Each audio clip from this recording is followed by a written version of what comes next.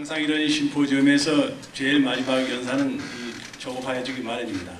앞서 지연된 시간을 보충해야 되기 때문에 빨리 끝내야 되고, 또 실대로 지치신 이런 청중 여러분의 주의로 환기시켜야 되는데 그런 말씀심은 부족하고 해서 저도 지금 상당히 다급한 심정입니다. 그래서 상당히 준비한 내용을 생략하면서 진행하겠습니다. 오늘 저는 소위 기후변화 협약이 우리 화학업계에 어떤 영향을 줄 것인가 하는 것을 사실 여러분에게 메시지로 전하려고 오늘 이 자리에 있었습니다. 워낙 그 내용이 복잡하고 또 상당히 많은 전문적인 용어를 사용하는 그런 내용입니다. 그래서 이 자리에서 그 전체를 의미를 여러분에게 전달한다는 것이 쉽지 않은 일일 걸로 믿습니다만은 간단히 하여튼 스케치를 한다는 기분으로 여러분께 말씀드려볼까 합니다.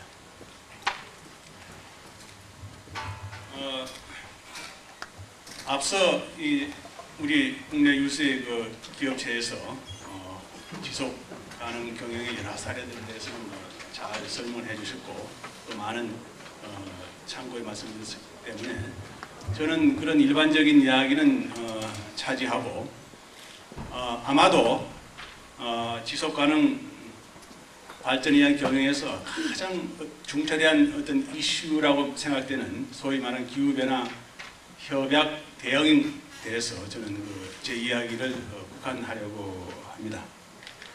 아시겠습니다만은 올 2월 달에 교토 의정서라는 것이 발의가 됐죠. 이를 기점으로 해서 소위 기후변화 협약에 관련된 여러 가지 이니셔티브들의 실행이 가속화되는 이런 시점에 있습니다. 한마디로 기후변화 협약이 우리에게 주는 메시지는 그겁니다. 에너지를 줄이라는 겁니다.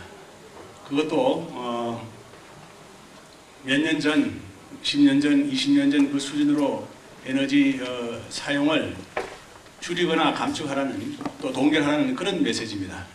따라서 우리가 에너지를 많이 사용하는 우리 화학 산업의 입장으로서는 대단히 참 엄청난 이런 메시지이 틀림이 없고 이에 대비를 게을리하다가는 그야말로 우리 생존조차도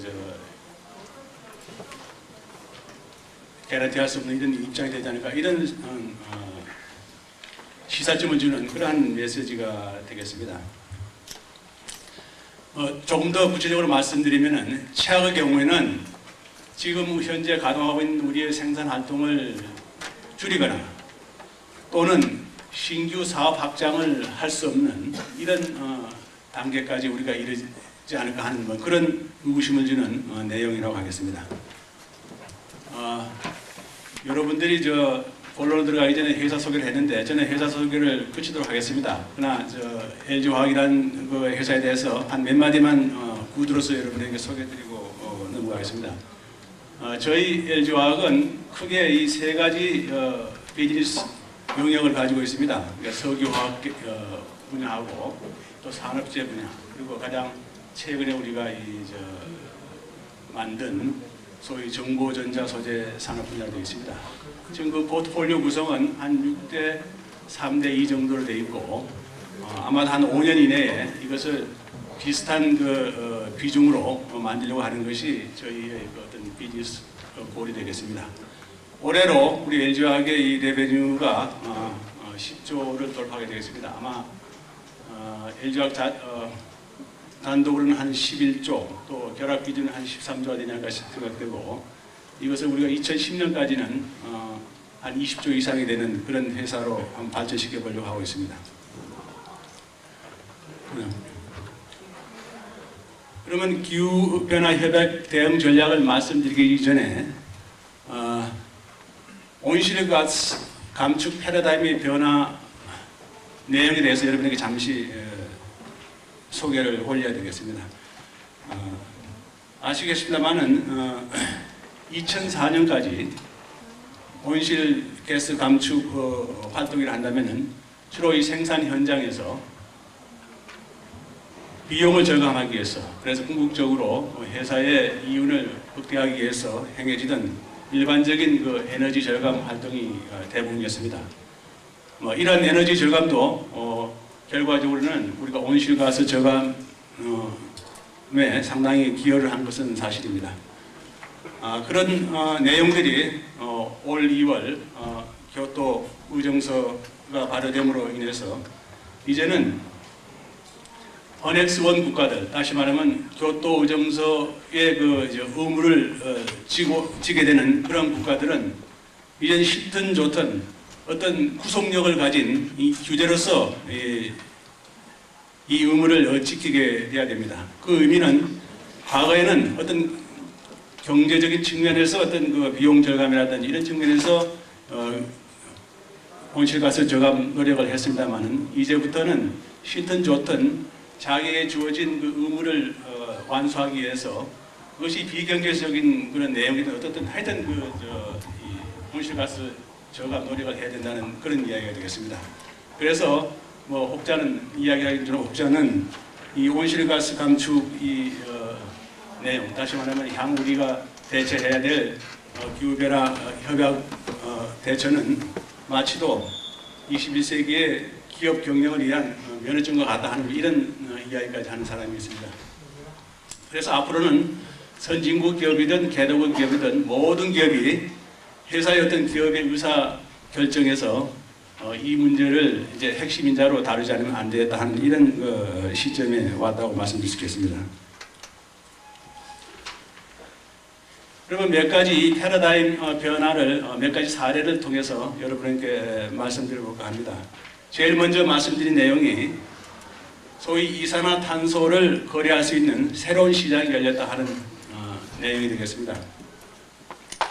아시겠습니다만은 유럽 EU는 교토 의정서 내용에 의하면은 2012년까지 2008년부터 시작해 2012년까지 그 사람들이 1990년대에 쓰던 CO2 양을 한 8% 정도로 저감시켜야 되는 그런 의무를 안고 있습니다. 따라서 이 EU는 이러한 자기들의 목적을 달성하기 위해서 금년 초 이미 배출권 거래 시장을 오픈했습니다. 다시 말하면 주로 이 탄산 가스가 주가 되겠습니다만은 이 온실가스 배출권 거래 시장을 오픈하고 올해 5월 현재 한 10억 유로 정도의 펀드를 이미 마련해놓고 지금 이 시간에도 매우 급속한 속도로 이 펀드 양이 증가하고 있습니다. 이 EU 국가들이 예측한 바에 의하면은 1차 감축 의무 기간, 즉 2008년, 2012년 이 사이에 아마도 7억 5천만 톤의 이 배출권 거래가 이루어지지 않겠느냐 하는 이런 예상이고, 이걸 좀 더 구체적인 숫자로 말씀드리면은 2008년 기점으로 아마도 이 배출권 거래 규모가 한 500유로 정도로 되지 않겠느냐 하는 것이 이 사람들의 지금 예측입니다. 물론 여러 가지 앞에 변수가 있습니다만은 현재 진행되는 여러 가지 정황으로 봐서는 이 예측이 그렇게 큰 오류가 있는 것 같지는 않습니다. 아울러 EU뿐만 아니고 현재 러시아라든지 일본, 캐나다, 심지어는 미국의 많은 여러 주들도 이 배출권 거래 시장에 참여하기 위해서 지금 협상을 진행 중이고 조만간 아마 구체적인 모습으로 성사가 될 걸로 예상합니다. 그렇게 해서 향후에는 EU 배출권 거래 시장뿐만 아니고 전 세계적으로 이 배출권 거래 시장이 열릴 것이다 하는 것이 지금 많은 사람들의 예측이기도 합니다. 참고로 이러한 시장 추세에 맞춰서 현재 배출권 가격이 매우, 그러니까 CO2 배출권 가격이 되겠습니다. 매우 급속한 속도로 급등하고 있는데, 참고로 10월 현재 유럽에서는 CO2 톤당 23유로 가격으로 거래가 되고 있습니다. 이 수치는 연초 가격이 한 4배 정도에 해당되는 매우 높은 수치이고, 이것이 어느 정도까지 급등할지는 모르겠습니다만은 여하튼 이제는 이 문제가 피안의 어떤 불이 아니고 우리에게도 성큼 다가선 그런 이슈다, 이런 말씀을 드리고 싶습니다. 두 번째 사례로서는 이제는 온실가스 배출량이라든가 기후협약의 대응 체제 혹은 실시 여부가 시장에서 기업을 평가하는 에디셔널한 그런 기준이 됐다는 이야기가 되겠습니다. 지금 전 세계적으로 수많은 은행이라든지 투자 기관들은 이제는 기업으로부터 온실가스 배출량이라든가 기후협약 대응 체제에 대한 가지 그 데이터를 요구하고 또 모으고 있습니다. 따라서 이것을 모아서 지금 투자자들에게 정보로서 제공을 하고 있고, 투자자들은 이러한 정보를 바탕으로 특정 기업을 시장 평가하는 데 이용하기도 하고, 그로 인해서 투자의 최종적인 투자 결정을 하는 이런 상황에 와 있다는 이야기가 되겠습니다. 참고로 CDP라는 기관에서는 현재도 세계 500대 기업의 기후변화 협약 관련 이슈에 대한 정책과 전략을 조사해서 각 투자 기관에게 제공하고 있고, 또 우수 이런 실시 회사는 순위별로 매년 또 공시하기도 합니다. 이것은 이러한 그 추세는 이미 우리나라에도 현실로 다가와서 주로 언론 매체나 NGO를 중심으로 이루어지고 있습니다만은, 우리나라 금융기관이나 투자기관에서도 이 기후변화 협약 대응 정책 및 배출량에 대한 여러 가지 데이터를 참고로 기업의 평가에 활용을 시작하고 있는 것으로 저는 알고 있습니다.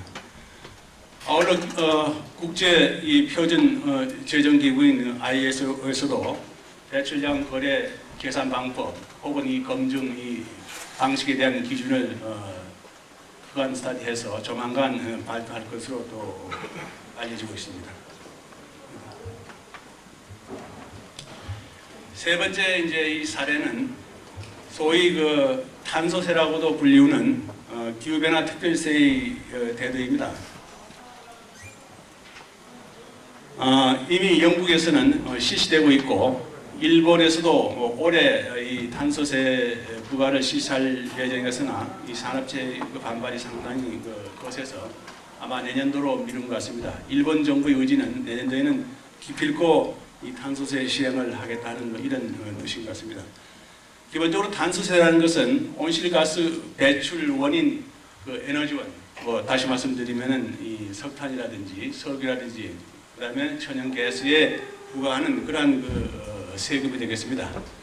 따라서 이런 세금으로 확보된 재원을 가지고 국가는 그 국가가 가지고 있는 의무 양만큼 부족한 분을 외국에서 크레딧으로 구매하기도 하고, 또 자국의 기업들이 기후변화 협약을 대처한 여러 가지 투자 활동에 도움을 주는 그런 활동에 쓰이기도 합니다. 다음 네 번째 어떤 사례로 말씀드리면은 여러분도 익히 지상을 통해서 혹은 여러 가지 매체를 통해서 들었겠습니다만은, 미국은 교토 의정서에 비준을 하지 않았습니다. 미국의 주장은 이런 거죠. 교토 의정서라는 것이 총량 규제 방식입니다. 그러니까 온실가스 배출량을 총량으로 규제하자는 이런 방식이고, 미국이 만약 이를 수용할 경우에는 미국의 그 산업 규모라든지 또 에너지 소비 패턴으로 봐서 엄청난 부담으로 작용하는 것 같습니다. 어떤 계산에 의하면은 미국이 이 교토 의정서를 비준할 경우에 아마도 한 500만 정도의 실업자가 생기고 여러 가지 경제 활동에 치명적인 타격이 있는 것 같습니다. 이외에 어쨌든 미국은 총량 규제 방식을 지향하고 원단위 규제 방식을 주장하고 있습니다. 아울러 미국의 주장은 기본적인 그런 원칙이라든지 기본적인 어떤 취지에 대해서는 찬동하나, 오히려 우리가 해야 할 일은 새로운 에너지 기술 개발 통한 그런 체제를 구축하는 것이 장기적인 안목에서 더 유리하지 않겠느냐 하는 이런 주장을 펼치고 있습니다. 물론 배경은 아까 말씀드린 바와 같이 미국 경제 이해 득실을 따져서 아마 이런 안을 내놓고 있는 것 같습니다. 여하튼 이러한 미국도 2012년까지, 그러니까 1차 교토 의정서 1차 의무 기간 2012년까지 CO2 집약도, 다시 말하면 원단위 개념이라고 생각하시면 되겠습니다. 이 CO2 집약도를 한 18% 감축하는 걸로 이미 모든 체제를 구축하고 준비를 하고 있습니다. 여기에는 미국의 에너지부라든지 재무부, 환경부 등이 모두 관여해서 그야말로 국가 차원에서, 연방정부 차원에서 대응 체제를 구축하고 있습니다. 그러나 아이러니컬하게도 미국의 정부의 공식 입장이 이러한 반면 미국의 상당히 많은 수의 많은 그 도시 지방 단체들은 미국의 그 교토 의정서 비준을 찬성을 하고 있습니다. 그래서 미국 내에서도 연방정부 차원 또 주정부 차원 그 지방 단체 차원에서 여러 가지 이런 그 의견의 그 일치를 보지 못하고 오히려 하나의 그 뚜렷한 움직임은 주정부 차원에서 혹은 여러 가지 지방정부 차원에서 교토 의정서에 참여하려는 이러한 그 움직임이 상당히 거세게 이루어지는 것으로 알고 있습니다.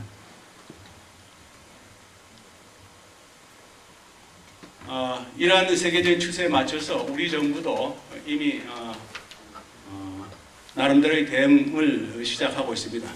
다시 말씀드리면은 온실가스 등기 시스템이라든지 배출권 거래, CDM, 소위 말하는 교토 메커니즘이라는 그러한 그 여러 사항들에 대한 기반 시스템 구축 작업을 진행하고 있고 2008년도에 이러한 그 시스템을 작동할 그런 그 시나리오로 지금 여러 가지 준비를 해나가고 있습니다. 이런 기후변화 협약이 우리 산업계에 그러면 어떻게 또 얼마나 정도로 영향을 미칠 것인가 하는 것을 크게 한 3가지 정도로 생각해 볼 수 있겠습니다. 무엇보다도 먼저 총량 규제 시, 다시 말하면 우리가 교토 프로토콜을 따르는 그러한 경우에는 아까 서두에서 말씀드린 바와 같이 우리 CO2 배출 한도에 걸려가지고 새로운 공장의 신증설이라든지 또 각종 방송을 통해서 새로운 그 사업으로 늘리는데 팽창을 하는데 거의 걸림돌이 되지 않을까 하는 이런 지금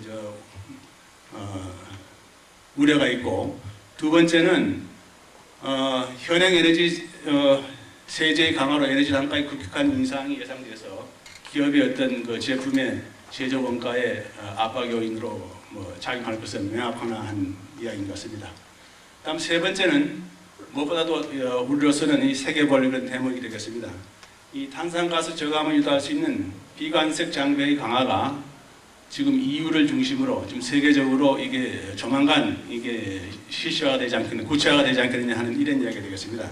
그래서 제일 첫 단계로 우리에게 다가올 팩트가 뭔가 하면은 에너지 사용 기기에 대한 최저 효율 또는 목표 효율제가 일반화될 거고, 그 다음 단계로는 이미 기술되어 있습니다. 제품의 제조에서 폐기까지 전 과정에 CO2 발생량을 명기하는 소위 말하는 환경 마크제라든지 CO2 등급제 도입이 될 것입니다. 앞으로 우리 기업이 여기에 대처하지 못할 경우 우리 수출이라든지 무역에서 이제 치명타가 될 그러한 그 내용들입니다. 그래서 우리 기업들은 이 부분에 대한 스터디와 대비를 철저히 또 조속히 해나가야 될 걸로 생각하고 있습니다. 이제부터는 LG화학의 대응 전략입니다. 서론적인 이야기도 길었는데 이것은 여러분의 이해를 좀 돕기 위해서 제가 길게 좀 말씀드렸습니다. LG화학의 대응은 지금 교토 의정서의 어넥스 1 국가들이 취하는 여러 가지 시스템이라든가 프로세스를 비록 우리는 어넥스 1 국가에 해당되는 그런 의무사항은 없지만은 어넥스 1 국가에 준하는 준비 태세를 하겠다는 것이 결론적인 이야기가 되겠습니다. 따라서 2007년까지 모든 시스템이나 프로세스를 정비하고 2008년부터는 그야말로 이 기후변화 협력체제 대응이 우리 모든 회사의 의사결정에 카본 팩터로서 고려를 해야 되고, 이를 토대로 글로벌 마켓에 본격적으로 대응하겠다 하는 것이 우리의 어떤 향후 비전이 되겠습니다. 따라서 이 비전을 실현하기 위해서 우리가 한 세 가지의 전략 과제를 이미 만들고 나름대로 마스터 플랜 로드맵을 만들었는데, 즉 온실가스 관리 시스템을 구축하고, 그다음 교토 메커니즘 내용인 크린 디벨롭먼트 메커니즘 활용 및 배출권 거래를 연구 도입하고, 마지막으로 좀 더 적극적인 대응 방법입니다만은 에너지 저소비 제품이나 공정을 개발하고 아울러 대체 에너지 개발에 힘을 쏟는다는 그런 내용이 되겠습니다.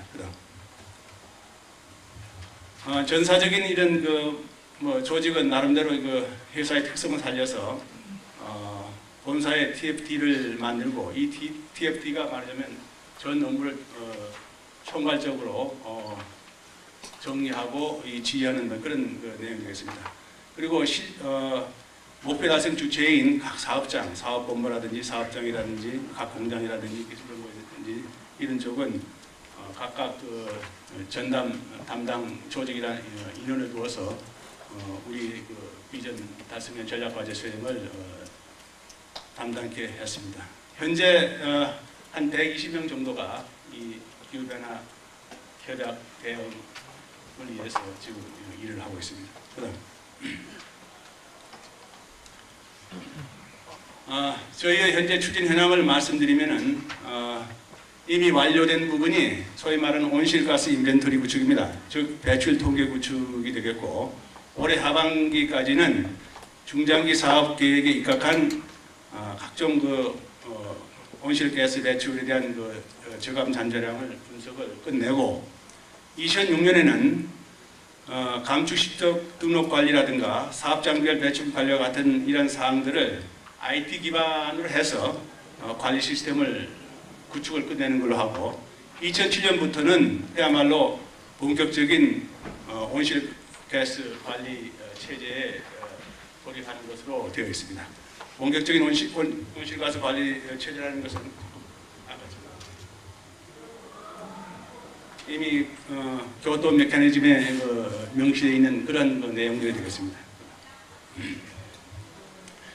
한 기업이 기후변화 협약에 대응하는 첫 번째 조치는 아마도 온실가스 인벤토리 구축이 될 것입니다. 즉 온실가스 배출 통계 구축이 되겠는데, 저희는 이 작업을 한 6개월에 걸쳐서 끝을 냈습니다.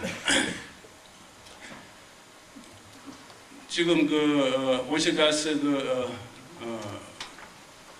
프로토콜의 어떤 표준을 삼고 있는 WRI라는 단체의 프로토콜을 분류체계를 해서 그림에서 자세히 보시면은 우리가 지금 이 인벤토리로 만든 해야 될 그런 영역이 스코프 1, 스코프 2, 스코프 3가 있습니다. 스코프 1, 2가 필수 사항이고 스코프 3는 선택 사항이 되겠습니다. 지금 저희는 스코프 1, 2를 끝내고 스코프 3는 현재 LG가 진행 중에 있는 라이프 사이클 어세스먼트 LCA라고 그러죠. 이것의 진도 정도에 따라서 이 LCA 결과와 같이 선택 3로 진입하는 것을 결정하려고 하고 있습니다.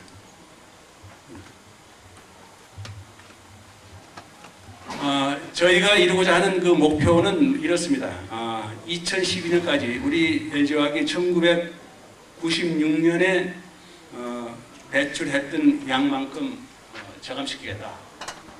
총량 기준으로. 이것을 원단위 기준으로 하면은 1996년이 100이었다면은 아마 2012년이 35 수준으로 원단위가 내려가는 그런 내용이 되겠습니다. 그럼 어떻게 이루겠느냐? 한 70% 정도는 에너지 절감 활동이 되겠습니다. 가장 비중이 큰 그런 활동이겠죠. 그리고 나머지 30%는 아까 소개해드린 교토 메커니즘 활용한다든지 청정연료 전환 사업 한다든지 대체 에너지 개발 사업을 한다든지 한 이런 활동으로 이루려고 하고 있습니다. 아울러 사내 배출권 거래 도입을 하려고 하고 있습니다. 이게 저희로서는 상당히 효율적인 또 효과적인 이런 시스템이 되지 않을까 생각되는데, 요점을 말씀드리면은 저희가 가지고 있는 전국 11개 사업장을 대상으로 해서 2008년부터 사업장 목표를 설정하고 그에 따른 에너지 절감 활동에 대한 한계 비용을 도출하고 거래 시스템을 구축해서 참여도라든지 어떤 성과에 따라서 과감한 인센티브 제도를 도입하겠다는 이런 내용이 되겠습니다. 이를 바탕으로 향후에는 글로벌 오퍼레이션에 확대 적용하겠다는 것이 저희의 계획으로 되어 있습니다.